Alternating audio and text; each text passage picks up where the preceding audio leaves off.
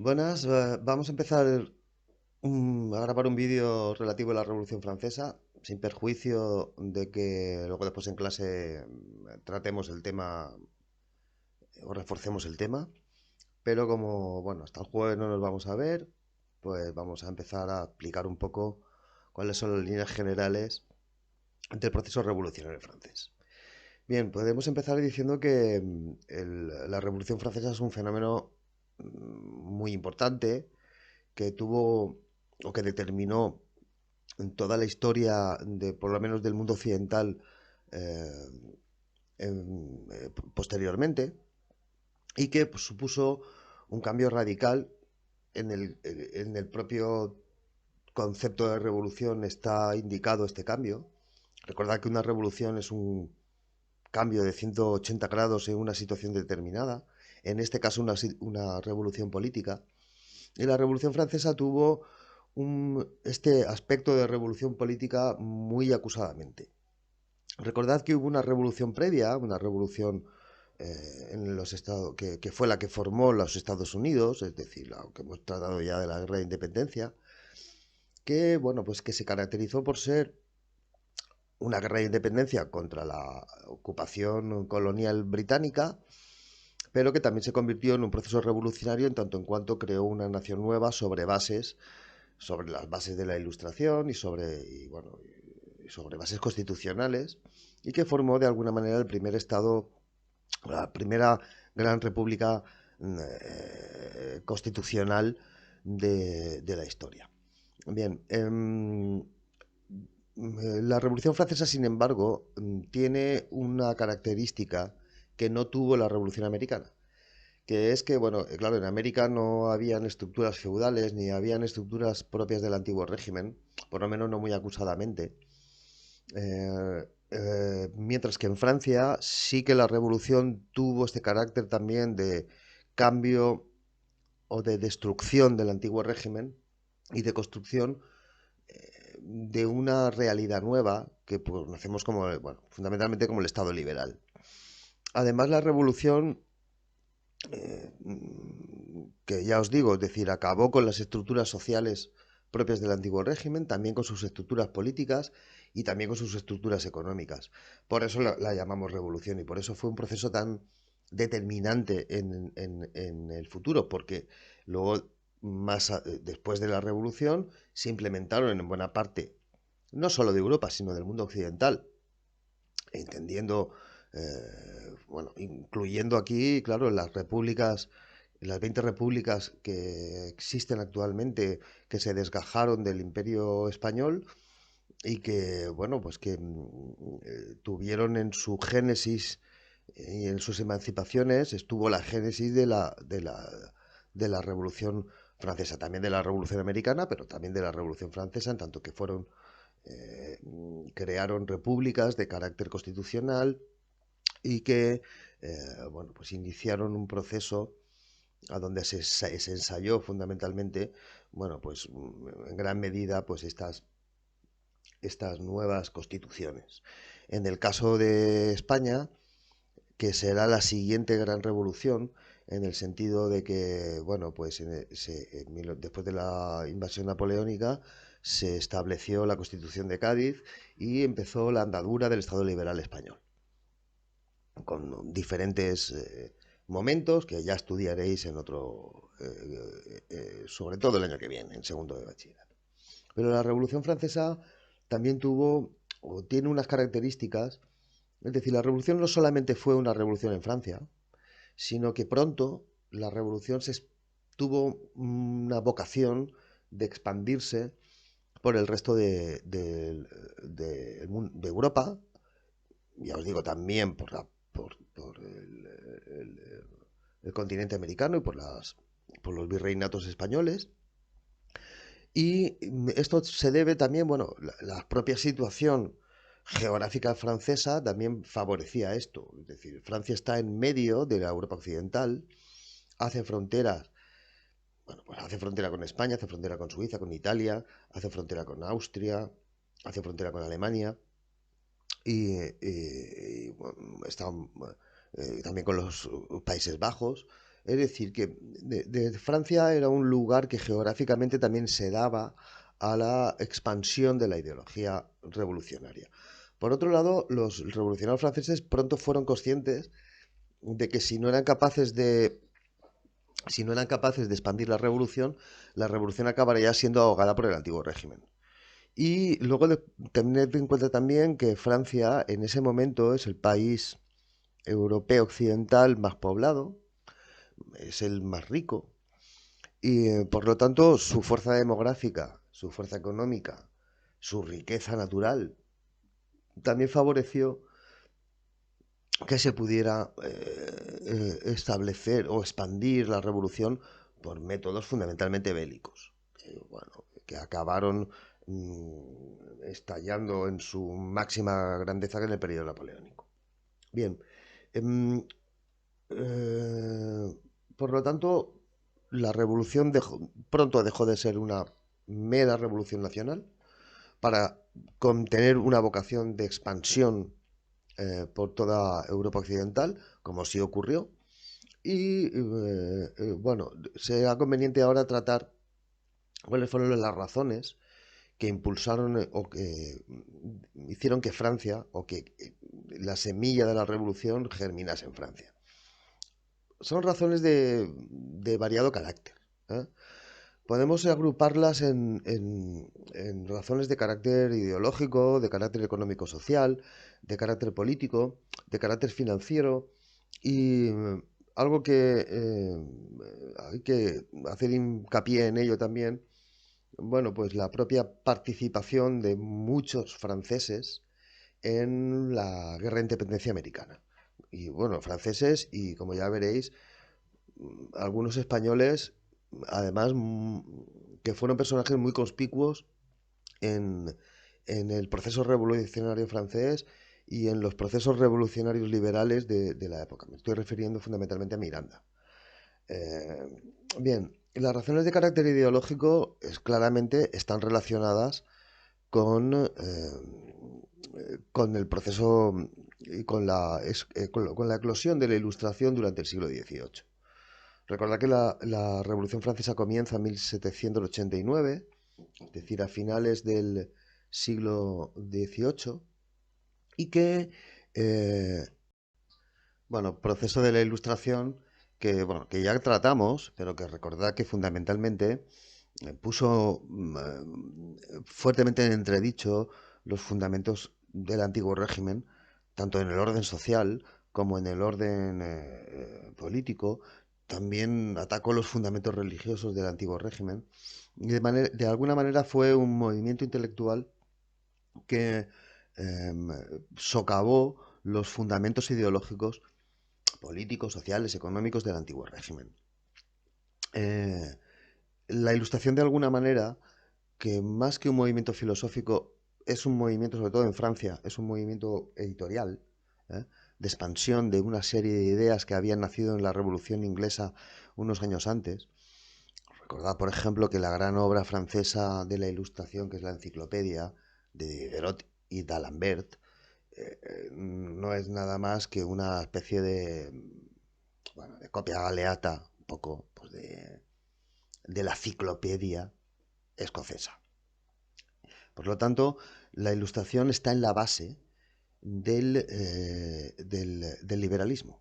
Es decir, la Ilustración fundamenta las ideas políticas y económicas que luego después se desarrollarán en las revoluciones liberales. Bien, por otro lado, tenemos unas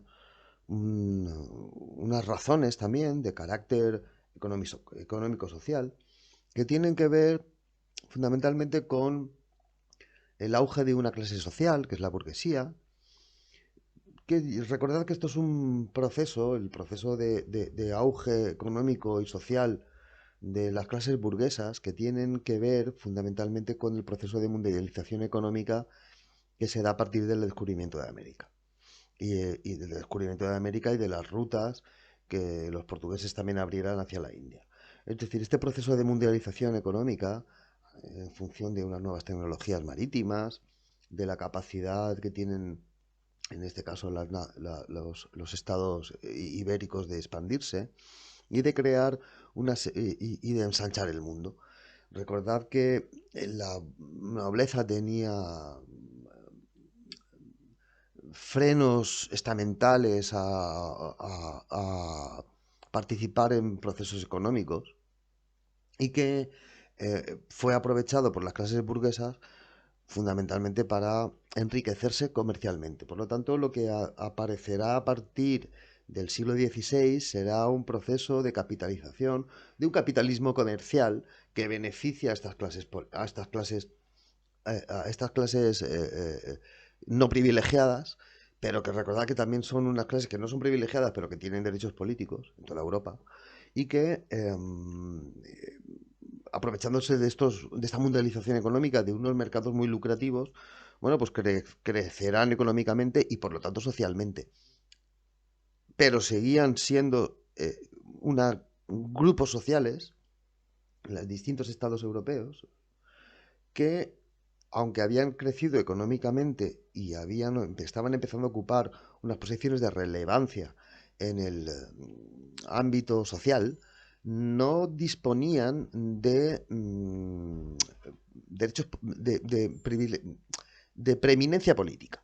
¿De acuerdo? Es decir, seguían siendo una clase no privilegiada con ciertos derechos políticos, pero que no ocupaban los puestos principales en el Estado.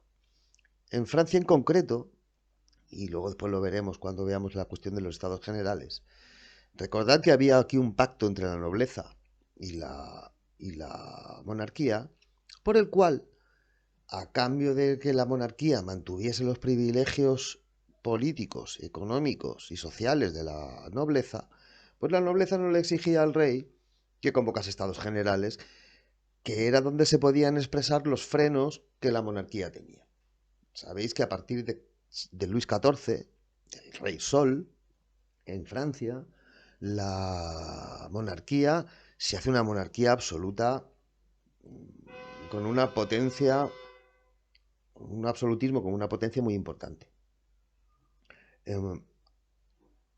Una forma de evitar esos frenos que digamos, entre comillas, las constituciones del antiguo régimen o la propia constitución de la monarquía establecían, recordad que era a través de las Cortes como podían establecerse impuestos nuevos, como podía modificarse la ley de sucesión, y de alguna manera era la forma que el reino tenía para negociar con el rey distintos aspectos económicos, es decir, si quieres, a cambio de poder darte nuevos impuestos, pues tratemos de los contrafueros y tratemos sobre la propia política de la monarquía. Bueno, pues eso en Francia había dejado de ocurrir en 1614. No se habían reunido los estados generales y esto fundamentalmente tenía que ver con una especie de pacto que había entre la monarquía y la nobleza, como ya hemos expresado. Bien, por otro lado, habían también razones de carácter político. Razones de carácter político que tienen que ver sobre todo con el asunto de la debilidad de la monarquía de los reyes franceses después de Luis XIV. Claro, la monarquía de Luis XIV fue una monarquía asfixiante para toda Francia y para las clases privilegiadas fundamentalmente. De alguna manera, cuando Luis XIV muere, le sustituye, si no recuerdo mal, su nieto, que es Luis XV. Claro, Luis XV es un personaje, y esto es muy importante en un sistema en el que el rey es el Estado, ¿no? Recordad cuál era el lema de Luis XIV, l'état c'est moi, el Estado soy yo. Por lo tanto, bueno, Luis XV era un hombre, bueno, a ver, su homosexualidad era conocida por toda Francia. Esto en la época no es como ahora, era algo totalmente em, em, que no se podía admitir. Y bueno, esto produjo un fuerte desprestigio del personaje en las capas sociales francesas. Bueno, el cachondeo que había en París sobre este aspecto era alucinante. Además, en la monarquía de Luis XV, durante el reinado de Luis XV, Francia tiene una serie de derrotas. Ya hemos tratado de la guerra franco-india, no solamente esta, pero fue muy importante la derrota y la pérdida de las colonias en lo que es el actual Canadá. Y luego después, para colmo, la sucesión de Luis XV, que se da en la persona de Luis XVI, bueno, pues pasa algo parecido. Bueno, sabéis que Luis XVI, que no era homosexual, pero tenía un problema de fimosis, parece ser, o de alguna cuestión de este tipo. Por lo tanto, su rechazo de las relaciones sexuales con su mujer, bueno, se casó con María Antonieta y estuvieron por lo menos 20 años o 15 años, bueno, mucho tiempo, en la que no mantuvieron relaciones sexuales porque al rey, bueno, pues le dolía. ¿Eh? Tuvo que ir el hermano de María Antonieta, que era el emperador austriaco, que era José, tuvo que plantarse en la corte de París, porque claro, no se explicaban qué es lo que pasaba. Una mujer tan hermosa, digamos, como María Antonieta, que no era capaz de incitar a la sexualidad del rey. Bueno, pues allí el hermano de la reina de Francia, el emperador, bueno, pues se enteró de que aquello era sencillamente un simple problema fácil de arreglar y efectivamente eh, los médicos del rey pues le curaron el asunto, inmediatamente aquella se quedó embarazada, ¿no? Pero claro, durante todo el proceso, bueno, coplillas,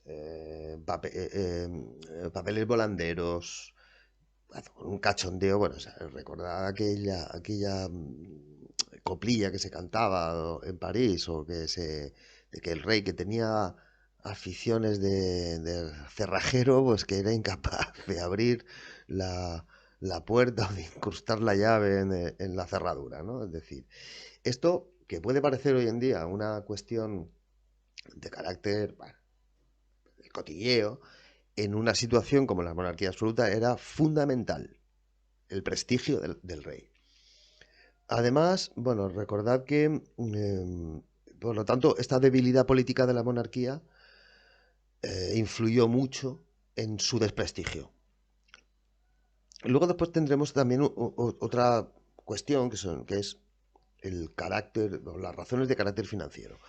Mirad, la política de Luis XIV durante su reinado fue una política expansiva, fuertemente expansiva, intentando crearle a Francia un imperio, ¿vale? Se enfrentó fundamentalmente con la Casa de Habsburgo. Recordad que Luis XIV es el rey que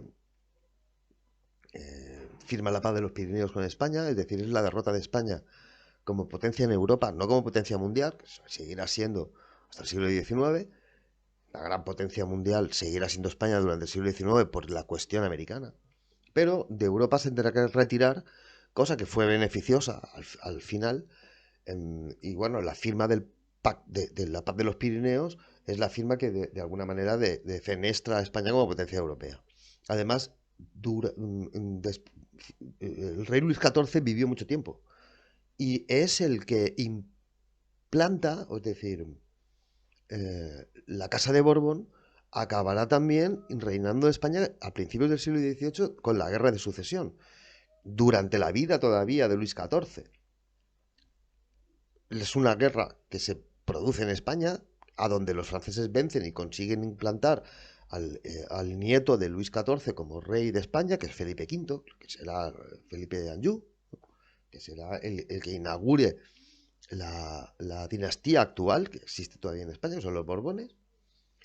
Esta guerra que se da en España se produce también en Europa y bueno, es decir, bueno, tiene un éxito en España los franceses porque implantan su dinastía aquí. En Europa la cosa no va tan bien. La cuestión es que todo esto representa un gasto enorme. Representa un gasto enorme y bueno, pues la cuestión es que además cuando muere Luis XIV, le sucede Luis XV. Y bueno, la cuestión es que se meten también en la Guerra de los Siete Años, en la Guerra Franco-India. Esto supone muchos más gastos, la pérdida de las colonias americanas Por tanto, una pérdida económica muy importante. Y para acabar de rematar el asunto, Luis XVI, cuando ocurre o cuando Francia se rebela, al final acaba entrando en la guerra de independencia americana y bueno, que aunque bueno, se consigue un éxito importante porque se expulsa a Inglaterra del este del norte de América, aunque mantienen la parte de Canadá, esto supone también una serie de gastos para los que la monarquía no estaba preparada. Es decir, venían arrastrando, por lo tanto, una crisis financiera constantemente renovando los créditos, con unos intereses que eran ya impagables. Y a todo esto se le va a unir, bueno, digamos que estas son las razones que están sobre las que luego después va a actuar un precipitante. Esto lo hemos explicado ya en clase cómo funciona. Es decir, hay una serie de razones. Ya sabéis que no me gusta mucho hablar de causas, que esto tendría más que ver con las ciencias positivas, pero bueno, es una serie de razones que están en la base de lo que luego después va a ser o va a aumentar exponencialmente el, el- el problema de la crisis de subsistencias que va a haber en Francia durante los años 80 del siglo XVIII, es decir, en los momentos previos al estallido de la Revolución.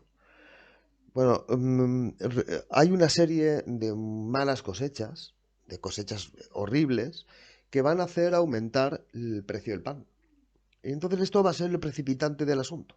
¿Por qué? Pues porque, claro, si las clases pecheras, es decir, las clases que pagan impuestos, los grupos de campesinos que sostienen a la nobleza, los grupos de la burguesía, fundamentalmente, que sostienen la monarquía, están en una situación económica que no da para más, cómo se soluciona, cómo se sigue pagando el crédito y cómo se sigue pagando el déficit financiero.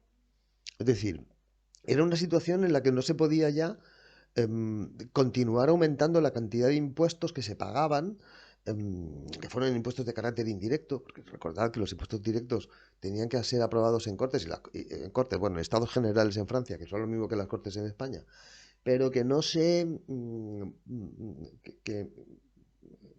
que no podían aumentarse los impuestos efectivamente porque aumentar los consumos, es decir, los impuestos indirectos sobre una población que ya no podía ni, prácticamente ni comprar el pan, tened en cuenta que el aumento del precio del pan en París empieza a dispararse y bueno, pues ya pues si no recuerdo mal, pues para septiembre, para octubre del año 89 llegan los precios máximos de la barra de pan a París y esto supone una catástrofe para una población que se alimenta fundamentalmente de esto. ¿Entendéis? Es decir, la época no es como actualmente, en la cual, bueno, pues uno va al supermercado y lo que tenemos es un sistema de mercado pletórico, bueno, pues en el que los lineales de los supermercados están llenos, ¿eh? Que es el sustento fundamental de la democracia. Pero claro, en aquel momento no. Es decir, ¿qué es lo que ¿cuál era la dieta que tenía un campesino francés de la época? Pues fundamentalmente pan. El 80% de su dieta era pan y era el vino. Precisamente productos que están subiendo de precios son fundamentalmente el trigo, por las malas cosechas. Claro, ¿cuáles son las soluciones que se le ocurren a los ministros de economía que tiene el rey? Bueno, pues fundamentalmente, claro, aquí no hay otra solución.